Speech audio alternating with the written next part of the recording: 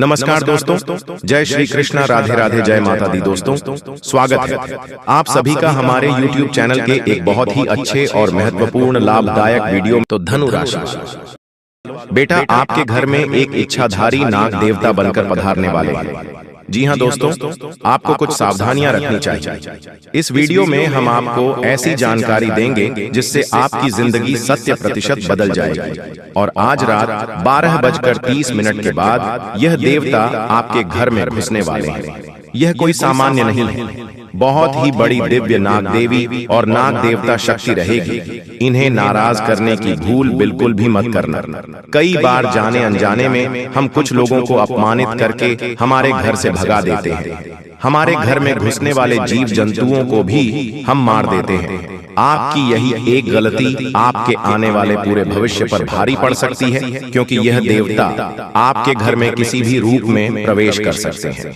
डरने वाली कोई बात नहीं है, यह तो आपको आशीर्वाद देना चाहते हैं। अभी आपके ऊपर है कि आप आशीर्वाद लेना चाहते हैं या नहीं लेना चाहते हैं। वीडियो बहुत खास है, बिल्कुल भी मिस ना करें और शुरू से लेकर अंत तक जरूर देखिएगा, क्योंकि दोस्तों जो ज्ञान हम आपको देने वाले हैं आपके भी रोंगटे खड़े कर देगा।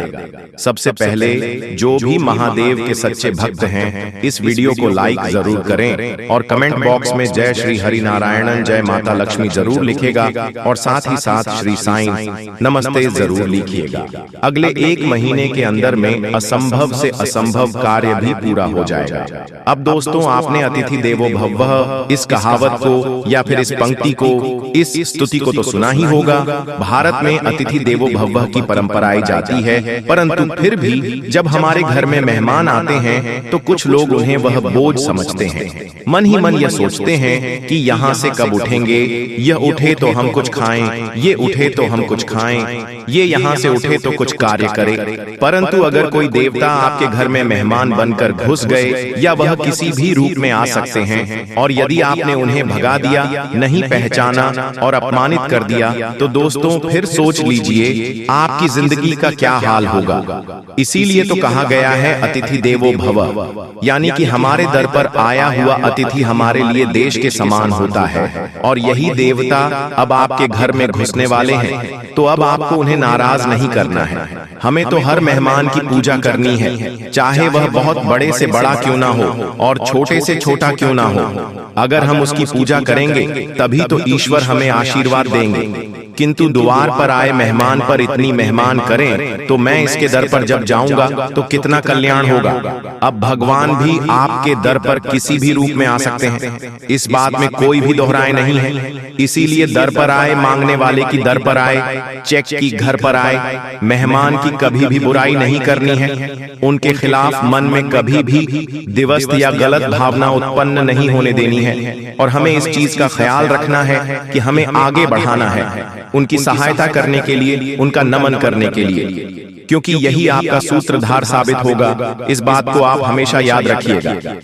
अब बहुत सारे लोग जीव जंतुओं से बहुत डरते हैं। देखिए, हर प्राणी में परमात्मा का वास है। परमात्मा ने सभी को बनाया है, डरने की कोई बात नहीं है। हमें सभी जीव जंतुओं की रक्षा करनी है, परंतु बहुत सारे लोग कीड़े मकोड़े को देखते ही उन्हें मार गिराते हैं। ऐसा करके वो बहुत बड़ा पाप अपने हाथों से कर रहे होते हैं। इस बात का आपको अंदाजा नहीं होता, लेकिन बहुत बड़ा अनर्थ आपके द्वारा हो चुका होता है। यह आपको बिल्कुल भी शोभा नहीं देता है, आपके पाप कर्मों को बढ़ाता है और आपके लिए अपने महत्वपूर्ण कार्य में अटकने पैदा करता है। तो अब अगर आपके घर में कोई देवता आने वाली है तो वह जीव जंतुओं का रूप लेकर भी आ सकते हैं। मान लीजिए वह किसी जंतु का या फिर जीव का रूप लेकर आपके घर में आ रही है और आपने उन्हें बहुत मार करके भगा दिया। यह थोड़ा छोटा कीड़ा मकोड़ा, उसे आपने अपने पैर से कुचल दिया, तो सोचिए आपके द्वारा कितनी बड़ी गलती हो जाएगी। यही तो दोस्तों परीक्षा का समय होता है। मान लीजिए अनजाने में आपसे अगर कोई गलती हो जाती है तो दोस्तों मौका होता था आपके पास में किस्मत को चमकाने का, उस मौके को आप खो देते हैं। तो हमारा आपसे यही आग्रह है कि मात्र 24 घंटे बाकी रह गए हैं। आज रात 12:30 के बाद कभी भी देवता आपके घर में में प्रवेश कर सकते हैं। बहुत सारे लोग ऐसे भी होते हैं जैसे खुद देवता आते हैं आपके घर परिवार में या कोई भी इसके बाद में हवा में छूने लगते हैं, अलग अलग तरह की हरकतें करने लगते हैं, तो उनके चरण स्पर्श जरूर करें। इस रूप में भी वह आपके घर में प्रवेश कर सकते हैं, लेकिन आप उन्हें पहचान नहीं पाएंगे। और दोस्तों, हो सके तो उनके मनपसंद चीज उन्हें खिलानी है और किसी भी तरह से उनसे आशीर्वाद ले लेना है, क्योंकि उनका यह आशीर्वाद आपके काम आएगी। उन्हीं का आशीर्वाद आपके दुश्मनों की चाल से बचाएगा। उन्हीं का आशीर्वाद आपको हर परिस्थिति का सामना करना सिखाएगा। आने वाले अगले दिनों में एक और चाहा तो दूसरी ओर रहा, यानी कि जो चाहेंगे उसी का रास्ता बन जाएगा। परंतु कई बार ऐसा भी हो जाता है कि इंसान मन से जो काम करता है उसका रिजल्ट बहुत अच्छा आता है, और जो लोगों की बातें सुनकर काम करता है उसका परिणाम अच्छा नहीं आता। इसलिए आप भगवान को पूछिए, लेकिन अपने मन से, ना कि किसी दूसरे के कहने पर। अगर आपकी कोई मन्नत पूरी नहीं होती है तो उस भगवान को बदल देते हैं, किसी और भगवान की शरण में चले जाते हैं। वहां पर भी उसकी मन्नत पूरी नहीं होती तो तीसरी भगवान की शरण में चले जाते हैं। और यहाँ तक तो छोड़िए, जब बहुत समय तक आत्म नहीं होता है तो अपने धर्म को छोड़कर किसी और धर्म के पास पहुंच जाता है। मानव यहाँ तक गिर चुका है कि उसे सिर्फ अपना काम पूरा करना है। जी हाँ, तभी वह उन भगवान को मानेगा।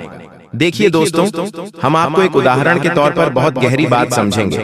कान लगाकर सुनिएगा। मान लीजिए आप एक कुआं खोद रहे हैं, आपने उसे थोड़ा सा खुदा और पानी नहीं आया तो आप दूसरा कुआं खोदने लग गए, उससे भी आपने थोड़ा खुदा और पानी नहीं आया, फिर आप तीसरा कुआं खोदने लग गए। इसी तरह से आप कुआं खोदते गए और किसी में भी पानी नहीं आया। पानी न आने का कारण क्या था? आपने सब कुओं को थोड़ा थोड़ा खोदा। अगर आप एक ही कुओं को लंबा खोद देते, गहरा खोद देते, तो 100% गारंटी थी कि उसमें से पानी आ जाता। उसी प्रकार से अलग अलग भगवानों को पूछने की गलती मत करिए। चाहे आपका काम बन रहा है या नहीं, किसी एक भगवान की भक्ति में ही लीन रहिए। अगर आपके साथ महादेव की बन रही है तो महादेव से बना लीजिए।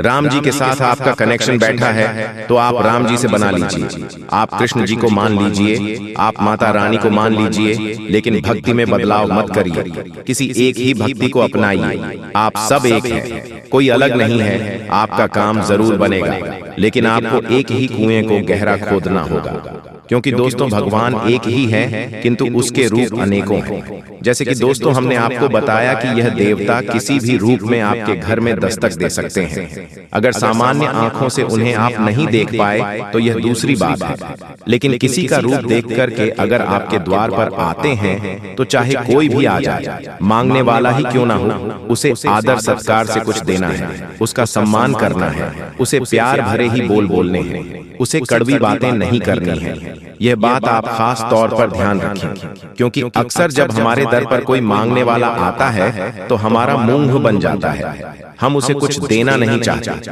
हम उसे किसी भी तरह से भागना चाहते हैं। तो यही चीज जीवन में दिक्कत देती है, तकलीफ देती है।